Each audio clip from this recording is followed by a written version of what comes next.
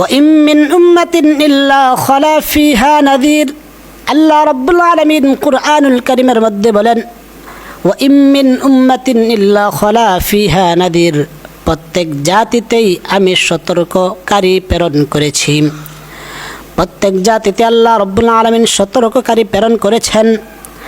আমরা দেখতে পাই হযরত আদম আলাইহিস সালাতুস সালাম থেকে নিয়ে হযরত ঈসা আলাইহিস সালাতুস সালাম পর্যন্ত প্রায় 1 লক্ষ কিংবা 2,24,000 পয়গম্বর আল্লাহ রাব্বুল আলামিন দুনিয়ার মধ্যে প্রেরণ করেছেন। হযরত ঈসা আলাইহিস সালাতুস সালামের পরে প্রায় 550 বছর পর্যন্ত আমাদের নবী পর্যন্ত কোন নবী রাসূল দুনিয়ার মধ্যে আল্লাহ রাব্বুল আলামিন প্রেরণ করেন নাই। এই সময়টাকে আমরা আইয়ামে জাহিলিয়াত হিসেবে আখ্যায়িত করে থাকি। আল্লাহ রাব্বুল আলামিন এই সময় কোনো পয়গম্বর প্রেরণ করেন নাই, কোনো সতর্ককারী প্রেরণ করেন নাই। এই সময়টার মধ্যে দুনিয়ার মধ্যে যত অপকর্ম ছিল, অনৈতিক কাজ কারবার ছিল, সব কিছু বিরাজমান ছিল। এই সময়টার দিকে যদি আমরা দৃষ্টিপাত করি তাহলে আজও পর্যন্ত আমরা দেখতে পাই পৃথিবীর মধ্যে যত অপকর্ম রয়েছে সমস্ত অপকর্ম সেদিন সে সময়টার মধ্যে বিদ্যমান ছিল। সে সময়টাকে আমরা আজও পর্যন্ত আইয়ামে জাহিলিয়াত অর্থাৎ জাহেলদের জামানা, মূর্খদের জামানা, অথর্বদের জামানা হিসেবে আমরা চিনি। সে সময়টার মধ্যে এত অপকর্ম, এত অনৈতিক কাজ কারবার হয়েছে যেটা ভাষায় বলার মতো, বুঝাবার মতো ক্ষমতা কারো নাই। কিন্তু ক্ষণস্থায়ী সময়ের মধ্যে সে জাহিলিয়াত জামানাটাকে আল্লাহ রাব্বুল আলামিন দু জাহানের সরদার নবী মুহাম্মদ মুস্তাফা সাল্লাল্লাহু আলাইহি সাল্লামকে প্রেরণ করে অল্প সময়ের ব্যবধানে জাহিলিয়াত জামানাটাকে সোনালী জামানায় রূপান্তর করে দিয়েছেন। দোস্ত, এজন্য আল্লাহ রাব্বুল আলামিন কুরআনের মধ্যে বললেন وَإِن مِّنْ أُمَّةٍ إِلَّا خَلَا فِيهَا نَذِيرٌ আমি প্রত্যেক জাতিতেই সতর্ককারী প্রেরণ করেছি। আল্লাহ রাব্বুল আলামিন প্রতিটা জাতির মধ্যে সতর্ককারী প্রেরণ করে মানুষকে আল্লাহ বলা মানুষকে আল্লাহ দেখিয়েছেন। তাওহীদ বলা মানুষগুলাকে শিরকের মধ্যে লিপ্ত, বিভিন্ন অনৈতিক কাজ কারবারে যারা লিপ্ত ছিল তাদেরকে আল্লাহ রাব্বুল আলামিন তাদেরকে সঠিক পথ দেখিয়ে আল্লাহ রাব্বুল আলামিন তাদেরকে সিরাতে মুস্তাকিমের রাস্তা সহজ করে দিয়েছেন। আল্লাহ রাব্বুল আলামিন কুরআনের মধ্যে বলেন কিতাবুন আনজালনাহু ইলাইকা লিতুখরিজান নাস মিনাজ যুলুমাতি ইলান নূর কিতাবুন আনজালনাহু ইলাইক আমি আপনার উপর কুরআন অবতীর্ণ করেছি লিতুখরিজান নাস মানুষকে বের করে আনার জন্য মিনাজ যুলুমাতি ইলান নূর অন্ধকার থেকে আলোর দিকে। আল্লাহ রাব্বুল আলামিন এই কুরআন, এই কালামে পাক অবতীর্ণ করেছেন একমাত্র মানব জাতিকে আল্লাহ রাব্বুল আলামিন অন্ধকার থেকে, জাহিলিয়াত থেকে বের করে আলোর দিকে আনার জন্য। আজকে যদি মুসলিম জাতি আমরা কুরআনকে আঁকড়ে ধরতাম তাহলে আজ মুসলিম জাতি জায়গায় জায়গায় এত লাঞ্ছিত, লাঞ্ছনা, অপদস্থ, অপমানিত হতে হয় না। মুসলমান জাতি আজকে এত অপদস্থ, অপমানিত হওয়ার মূল কারণ হলো আমরা কোরআন থেকে দূরে, কোরআন ছেড়ে দিয়েছি। আমরা গতানুগতিক যত রাষ্ট্র ব্যবস্থা রয়েছে, কুফরি সংস্থা, গণতন্ত্র, সমাজতন্ত্র, রাজতন্ত্র, এই সমস্ত তন্ত্রমন্ত্রের মধ্যে আমরা ডুবে গেছি, যার কারণে আজকে আমরা জায়গায় জায়গায় লাঞ্ছিত। ইহুদি খ্রিস্টানরা আমাদেরকে মারতেছে, হিন্দু মুশরিকরা আমাদেরকে মারতেছে, চায়নার মধ্যে উইগুর মুসলমানরা মার খাইতেছে। প্রতিটা জায়গায় মুসলিম রাষ্ট্র হোক, অমুসলিম রাষ্ট্র হোক, প্রত্যেকটা জায়গায় মুসলমানরা আজকে নির্যাতিত হওয়ার মূল কারণ হলো তারা কোরআন থেকে তারা আজকে দূরে চলে গেছে।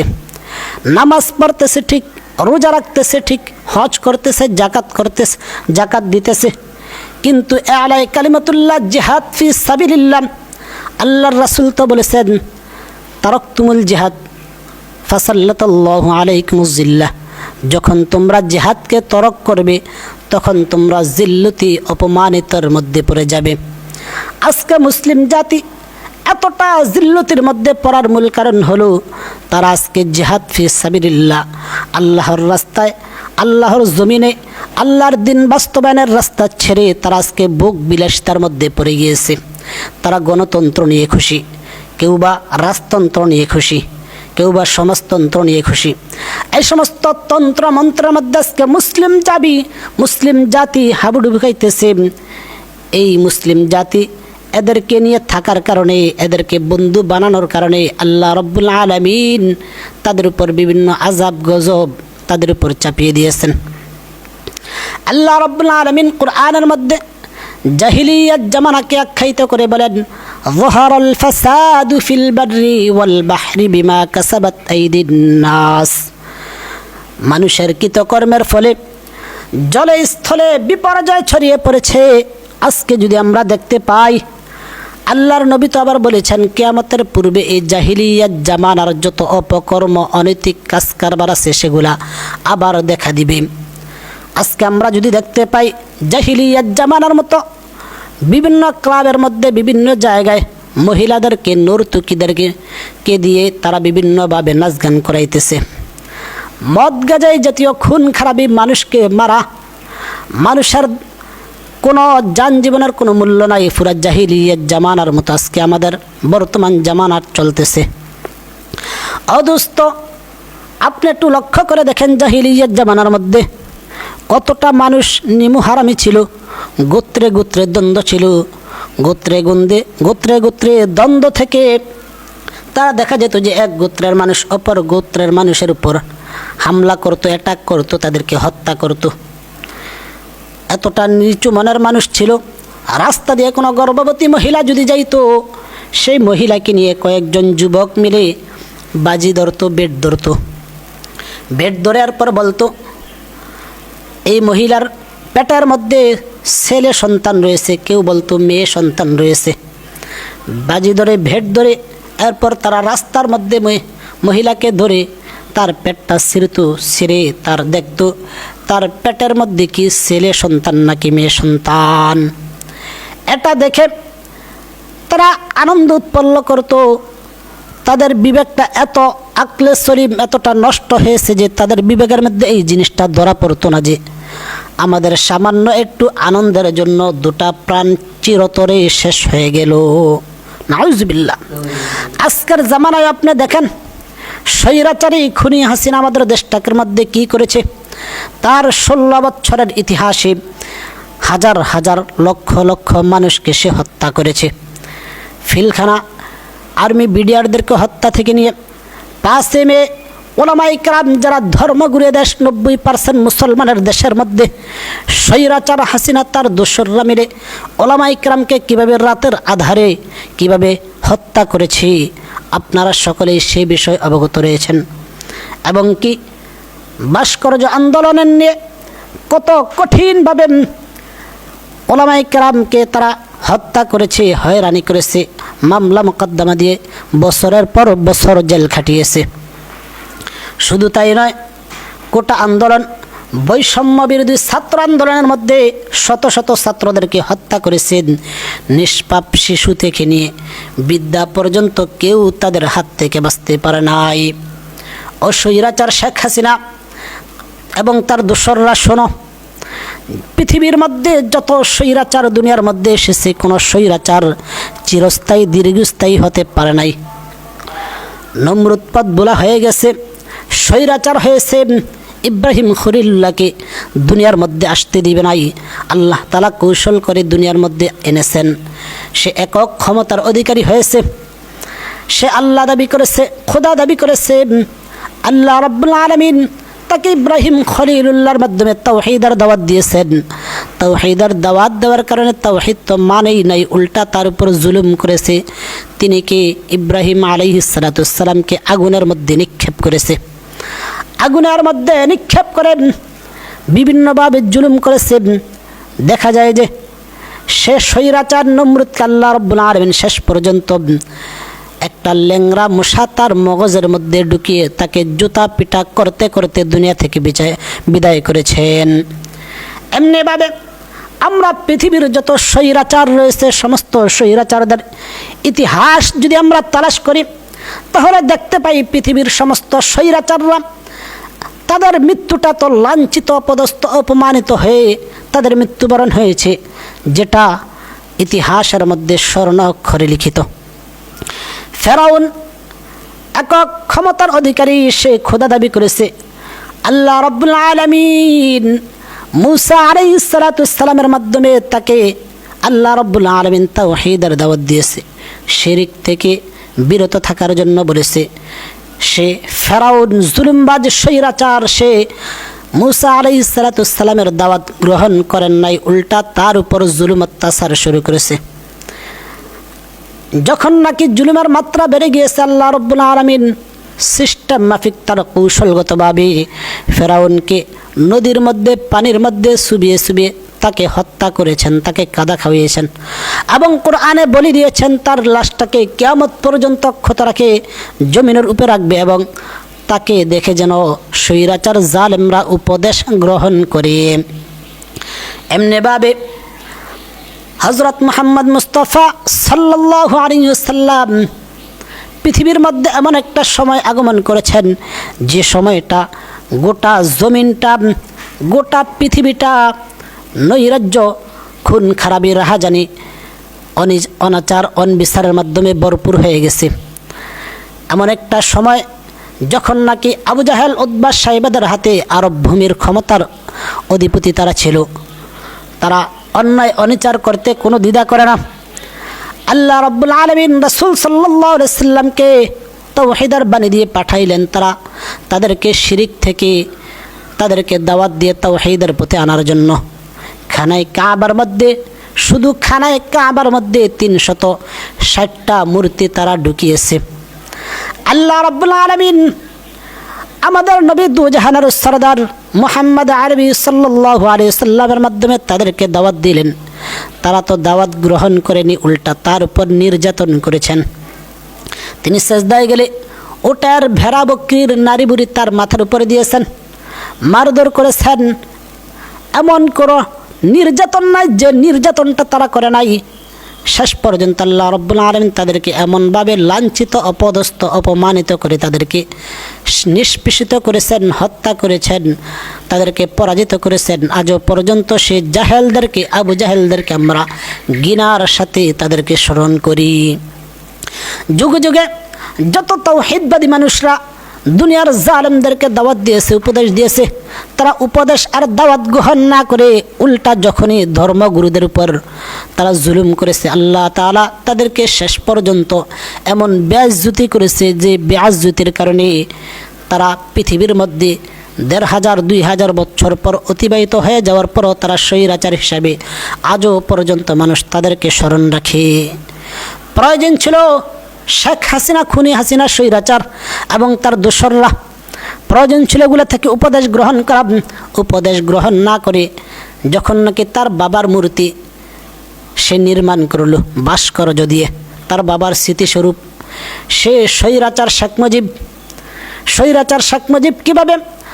আপনি ইতিহাস তালাশ করেন, ইতিহাস যদি তালাশ করেন তাহলে দেখতে পাবেন শেখ মুজিব যখন নাকি যুদ্ধের সময় একরকম ছিল, তার রাষ্ট্র পরিচালনার সময় সে আরেক রকম। তৎকালীন সময় মেজররা এবং বিভিন্ন সেনাপ্রধান থেকে নিয়ে এমপি মন্ত্রীরা বলেছিল যুদ্ধের সময়ের শেখ মুজিবের গর্জন তখনকার শেখ মুজিব আর এখন রাষ্ট্র সরকার শেখ মুজিব এক নয়, রাতে দিনে তাফাত। সেও স্বৈরাচার শেখ হাসিনার মতো মানুষদের উপর এমন কোনো অন্যায় অবিচার ছিল না যেটা নাকি করে নাই। তারা প্রত্যেকটা অন্যায়, অনাচার, অবিচার করেছে, যার কারণে তাদেরকে হত্যা করেছে। যেদিন হত্যা করেছে সেই রাত্রে মেজর ডালিম সেদিন রেডিও এবং টিভি বিষয়ের মধ্যে বক্তব্য দিয়েছিলেন। বক্তব্যের মধ্যে সাংবাদিক তাকে জিজ্ঞাসা করেছিল, আপনারা শেখ পরিবারের প্রত্যেকটা বাচ্চা থেকে নিয়ে সকলকে হত্যা করেছেন, কিন্তু দুটা লোক তো বাকি রয়েছে, আপনারা তো চাইলে পারেন ওই দুইটা মহিলাকেও হত্যা করতে। মেজর ডালিম তখন বললেন, আমরা তো চাইলেই পারি তাকে হত্যা করতে, কিন্তু আমরা রেখে গেলাম কারণ আজ থেকে 50 বছর পরে কিছু মানুষ এসে বলবে, বঙ্গবন্ধু যুদ্ধের সময় এত ভূমিকা পালন করেছে, তাকে তারা কিভাবে হত্যা করতে পারলো।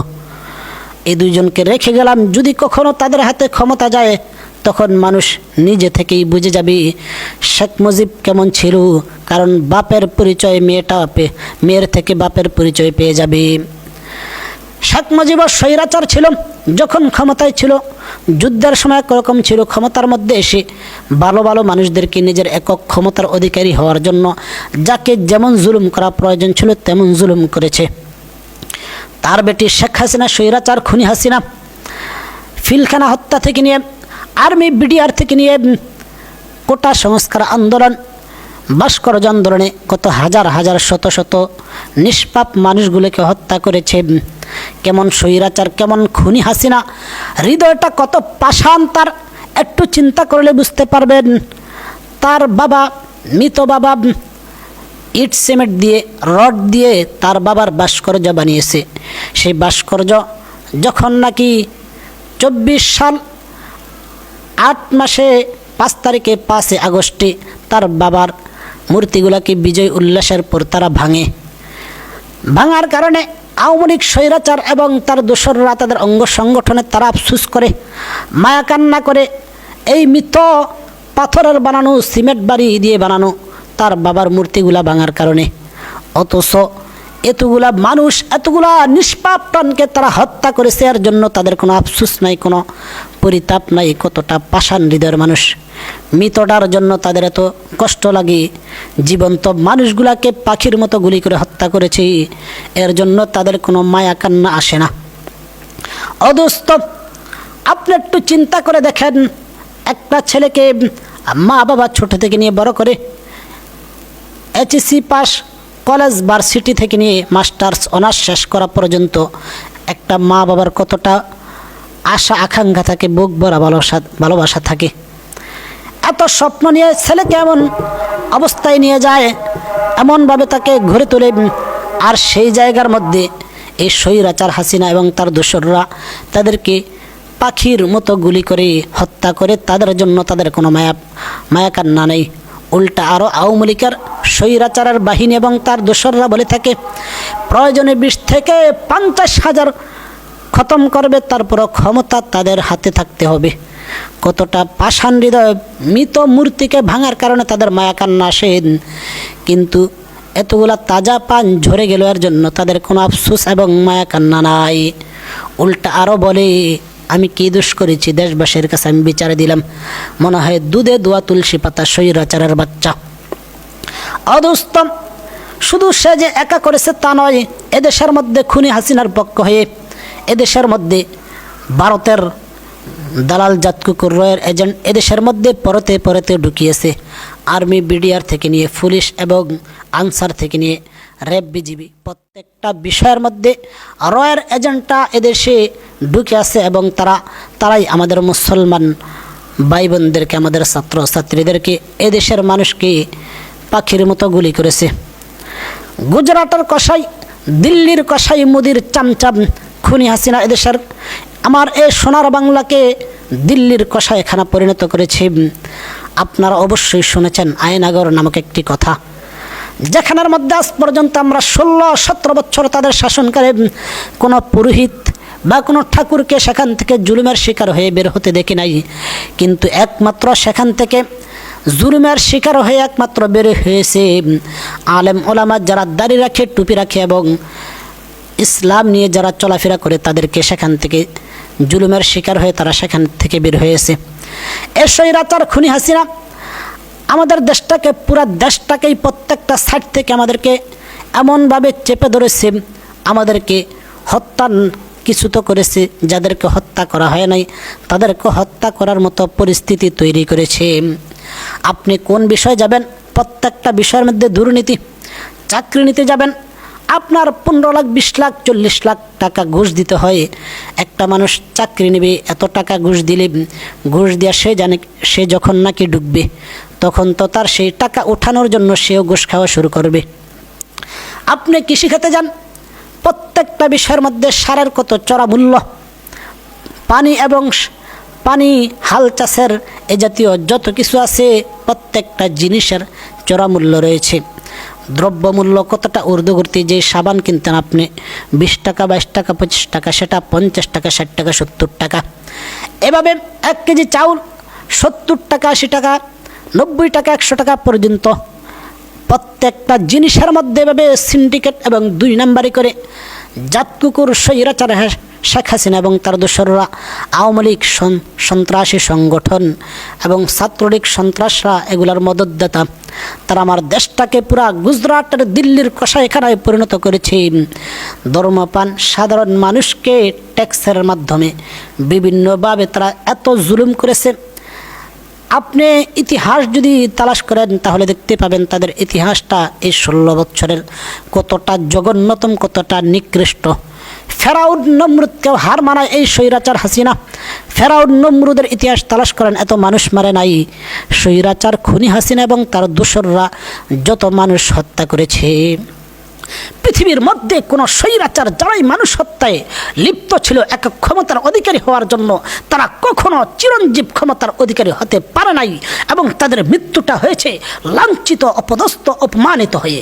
ইনশাআল্লাহ আমরা অচিরেই দেখব এই স্বৈরাচার হাসিনা যেমনিভাবে ক্ষমতা থেকে ছিটকে গেছে, তার দোসররা এখন এক এক করে গ্রেফতার হচ্ছে এবং অচিরেই আমরা দাবি জানাচ্ছি এবং দাবি জানাবো, মামলা মোকদ্দমা করে তাদের বিরুদ্ধে লড়াই করব। তাদেরকে অচিরেই তাদেরকে আইনের কাঠগড়া ধার করিয়ে তাদেরকে সর্বোচ্চ শাস্তি, মৃত্যুদণ্ড দিয়ে এদেশের মানুষের অন্তরকে প্রশান্ত করে দিতে হবে। অদুস্তম প্রতিটা ক্ষেত্রের মধ্যে স্বৈরাচার হাসিনা এবং তার দোসররা দুর্নীতি করেছেন। ডাক্তারি ক্ষেত্রে আপনি যান, সেখানেও দেখবেন ভিজিটগুলা কত চড়া মূল্য। যেখানে 100-200 টাকা নিলে চলে, 1000 টাকা, 1500, 2000 পর্যন্ত ভিজিট নিতেছেন। 700-800 এইভাবে তারা ভিজিট নিয়ে থাকে। ঔষধগুলা কত চড়া মূল্য। মানুষের পরীক্ষা লাগবে, একটা দিয়ে থাকে 5টা পরীক্ষা, যদি একটা হলে যথেষ্ট হয়, এতগুলা কেন দিবে? পরীক্ষা নিতে যেয়ে কত ধরনের হয়রানি এবং কত সমস্যার সম্মুখীন হতে হয়। আজকের ডাক্তারখানাগুলা পর্যন্ত কসাইখানায় পরিণত হয়েছে। সরকারি ডাক্তার সরকারি তো বেতন দিতেছে, সে আবার সরকারি ডিউটি শেষ করে বিভিন্ন নিজস্ব একটা চেম্বার খুলে সেখানে যে 1500-2000 টাকা, 700-800 টাকা সে বিজেট নিয়ে তারপরে সে দেখা যাচ্ছে যে তার ডাক্তারিগিরি করতেছে। দিন দিন সে হাজার লক্ষ লক্ষ টাকা সে কামাই করতেছে। এইভাবে প্রত্যেকটা ক্ষেত্রের মধ্যে তাদের 2 নাম্বারি। অর্থাৎ এক কথায়, যখন কোনো ছেলে মেয়ের বাবা মা ভালো হয়, তাদের সন্তানরা ভালো হয়। যদি বাবা মা খারাপ হয় তাহলে সন্তান তো খারাপ হবেই। রাষ্ট্র সরকার যদি ভালো হয় তাহলে দেশের প্রজারা এবং তার দোসররা ভালো হতো। আর রাষ্ট্র সরকার হলো স্বৈরাচার শেখ হাসিনা, খুনি হাসিনা। সে যেমন স্বৈরাচার, চোর, তার দলের প্রত্যেকটা লোক হলো চোর। এই চোরের বাচ্চারা আমাদের দেশটাকে ছেড়ে গেছে ঠিক, কিন্তু আমাদেরকে প্রত্যেকটা মানুষের উপর এমন ঋণ দিয়ে গেছে, আমরা উঠে দাঁড়াতে আমাদের অনেক কষ্ট হবে। যারা বলে আওয়ামী লীগ সরকার উন্নতি করেছে, তাদেরকে বলতে চাই, শোনো, আওয়ামী লীগের স্বৈরাচার সরকার আমাদের দেশকে বর্তমানে 98-99 বিলিয়ন মার্কিন ডলার তারা আমাদের উপর ঋণের বোঝা চাপিয়ে গেছে এবং কি 94 বিলিয়ন মার্কিন ডলার তারা এদেশ থেকে পাচার করেছে। যে টাকাগুলা পাচার করেছে সেই টাকা দিয়া যদি স্বৈরাচার হাসিনার বাচ্চা প্রত্যেকটা থানার মধ্যে একটা মেট্রো রেল তৈরি করার চেষ্টা করতো, তাহলে হয়ে যেত 697টা, এক কথায় 700টা মেট্রো রেল তৈরি করা যেত। 397টা স্যাটেলাইট আকাশের মধ্যে উৎক্ষেপণ করা যেত এবং কি এক পদ্মা সেতু করতে যে কত ধরনের শেয়ার বাজার কেলেঙ্কারি থেকে নিয়ে কতবার বাজেট করে সেটার জন্য কতভাবে মানুষ থেকে বিভিন্নভাবে জুলুম করে টাকা নিয়েছেন।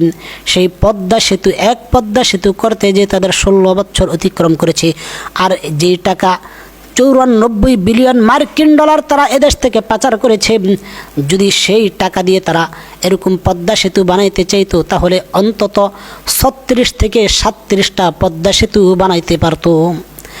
স্বৈরাচার হাসিনার বাচ্চা তারা আমাদের দেশটাকে এমনভাবে এক মাইনকে চেপে ফেলে গেছে, যেইভাবে আমরা প্রত্যেকটা ক্ষেত্রের মধ্যে আমরা দুর্নীতি, এজন্য আমাদের উপদেষ্টা মন্ত্রী যারা বর্তমান রয়েছে তাদেরকে আমরা সাধুবাদ জানাবো এবং বলবো আপনারা স্বৈরাচার হাসিনার বিরুদ্ধে যত ধরনের পদক্ষেপ প্রয়োজন সব কিছু করবেন এবং এদেশের মানুষকে ন্যায় ইনসাফ দ্বারা ভরপুর ভরে দিবেন। এ স্বৈরাচার হাসিনা ইসকন সন্ত্রাস থেকে নিয়ে বিভিন্ন ধরনের সে চলে গেছে, কিন্তু তার প্ল্যানিংটা রেখে গেছে। তার দোসররা আমাদের বিরুদ্ধে বিভিন্নভাবে ষড়যন্ত্র করতেছে। বর্তমান আপনারা দেখবেন বিভিন্ন জায়গায় ধরা পড়তেছে আওয়ামী লীগ সন্ত্রাসীরা, তারা ডাকাতি করতেছে, তারা ক্ষমতায় নেই, এখন ডাকাতির মধ্যে নেমেছে। কতটা নেমু হারামি, কতটা নিকৃষ্টতম জানোয়ার মার্কা হলে এই কাজ করতে পারে। এদেশের মধ্যে বিভিন্ন মন্দিরের মধ্যে সংখ্যালঘুদের উপর আক্রমণ হয়েছে এবং সেগুলো ধরাও খাইছে। প্রত্যেকটা জায়গায় হিন্দুরা তাদের মধ্য থেকে যারা আওয়ামী লীগকে সাপোর্ট করতো তারাই হিন্দু মন্দিরের মধ্যে তারা যে আগুন দিয়ে মুসলমানদের নাম দেওয়ার চেষ্টা করেছে এবং ভারত জাত কুকুররা এগুলোকে মিডিয়ার মধ্যে আমাদের বিরুদ্ধে প্রোপাগান্ডা ছড়িয়েছে। আমরা স্পষ্টভাবে বলতে চাই, এদেশ মুসলমানদের দেশ, এদেশ 90% মুসলমানের দেশ। তবে হিন্দু বৌদ্ধ সকলে যা এদেশের মধ্যে মিলেমিশে থাকতে পারবে। আমাদের কারো বিরুদ্ধে যদি কোনো ধরনের ষড়যন্ত্র হয় তাহলে ইনশাল্লাহ আমরা কোনোভাবে ছাড় দিব না। ও হিন্দু সম্প্রদায় শোনো, তোমাদের মধ্যে তাদের না ক্ষতি হইতেছে যারা আওয়ামী লীগ সরকারের পাঁচাটা গোলাম ছিল, স্বৈরাচার হাসিনার দোসরগিরি করে তোমরা এদেশের মধ্যে অপকর্ম কম করো নাই। এদেশের মধ্যে প্রত্যেকটা পরতে পরতে তোমরা সংখ্যালঘু হওয়া সত্ত্বেও আমাদের সংখ্যাগরিষ্ঠদের উপর অনেক জুলুম অত্যাচার করেছ। আমরা এগুলো এখন স্মরণ করতে চাই না। আমরা ভুলে যাই নাই আমাদের দেশ থেকে 68,000 নারীকে এদেশ থেকে ইসকন সন্ত্রাসরা এদেশ থেকে পাচার করে ভারতের যৌনপল্লীর মধ্যে বিক্রি করেছ এবং আমাদের মুসলিম মহিলাদেরকে প্রেমের ফাঁদে ফালাইয়া বিভিন্নভাবে ব্ল্যাকমেল করেছ, দর্শন করেছ। সেগুলো আমরা ভুলে যাই নাই। অবশ্যই তোমাদের এই বিচার অচিরেই হবে ইনশাআল্লাহ। এখন থেকে সাবধান করে দেই, হে ইসকন সন্ত্রাস, হে ভারতের দিল্লির দাসত্বের রাজ কায়েমকারী রাম রাজ্যবাদীরা, শোনো, সাবধান থাকো। এদেশে বাঁচতে পারবে, চলতে পারবে, তোমার স্বাধীনভাবে তোমার ধর্ম পালন করবে, কোনো আঘাত হবে না। বরঞ্চ আমরা তোমাদের মন্দির থেকে নিয়ে প্রত্যেকটা জিনিস টেগল দেব, কিন্তু শর্ত হলো এদেশের আমাদের মাতৃভূমি নিয়ে কোনো ধরনের ষড়যন্ত্র করতে পারবে না এবং আমাদের দেশ ও জাতি ইসলাম নিয়ে কোনো ধরনের ষড়যন্ত্র করতে পারবে না। যদি ষড়যন্ত্র করো অবশ্যই মনে রাখতে হবে তোমাদেরকে শায়েস্তা করার জন্য দিল্লি আসার আগে আমরা তোমাদেরকে শায়েস্তা করে ফেলতে পারবে ইনশাআল্লাহ। সেই হিম্মত, সেই ক্ষমতা এদেশের মুসলমানদের রয়েছে। সুতরাং সাবধান করে বলে দেই, তোমরা এ সমস্ত ষড়যন্ত্র থেকে বেঁচে থাকো। আরে এখন তো তাদের ক্ষতি হবেই যারা আওয়ামী লীগ স্বৈরাচার হাসিনার দোসর ছিল। 16 বছরের ক্ষমতায় তারা মানুষের উপর জোর করেছে, জুলুম করেছে, সে হোক মুসলিম অমুসলিম। ইসকনের সাধারণ সম্পাদক তো বলেছে এদেশের মধ্যে সংখ্যালঘু হিন্দুদের মধ্যে যাদের উপরে আক্রমণ হচ্ছে তারা হলো ওই সমস্ত লোক যারা আওয়ামী লীগ এবং শেখ হাসিনা স্বৈরাচারের পাঁচটা গোলাম ছিল। এটা মূলত রাজনীতির কারণে হচ্ছে, এটা ধর্মের কারণে নয়। এজন্য ভারত এবং তার দোসরদেরকে বলতে চাই এদেশের মধ্যে কোনো ধরনের বিশৃঙ্খলা করে আমাদের দেশকে অশান্ত করার চেষ্টা করলে অবশ্যই এটার ফল কোনো কিছুই ভালো হবে না। এবং কি হেফাজত ইসলাম থেকে নিয়ে যত সংগঠন রয়েছে সকলকে বলবো, আপনারা কেন বসে রয়েছেন বিভিন্ন সমাবেশের মধ্যে শুধু বলতেছেন যে শেখ হাসিনার ফিলখানার হত্যা, 5 মেয়ের হত্যা, 21 সালের হত্যা, ভাস্কর্য আন্দোলন, মোদী বিরোধী আন্দোলন এবং কোটা বিরোধী আন্দোলন, এই সমস্ত আন্দোলনের বিচার করতে হবে। বিচার করবে কোন ভিত্তিতে? আপনারা মামলা মোকদ্দমা না করে আপনারা শুধু চিল্লাইলে তো হবে না। মামলা মোকদ্দমা করেন, হেফাজত এবং বিভিন্ন সংগঠনগুলা আপনাদের লোকদেরকে যে হত্যা করেছে সেগুলোর ডকুমেন্ট তৈরি করে আপনারা মামলা মোকদ্দমা না করে শুধু চিল্লানোটা গলাবাজি ছাড়া আর কিছুই না। এজন্য বলবো মামলা মোকদ্দমা করেন প্রত্যেকটা জায়গা থেকে।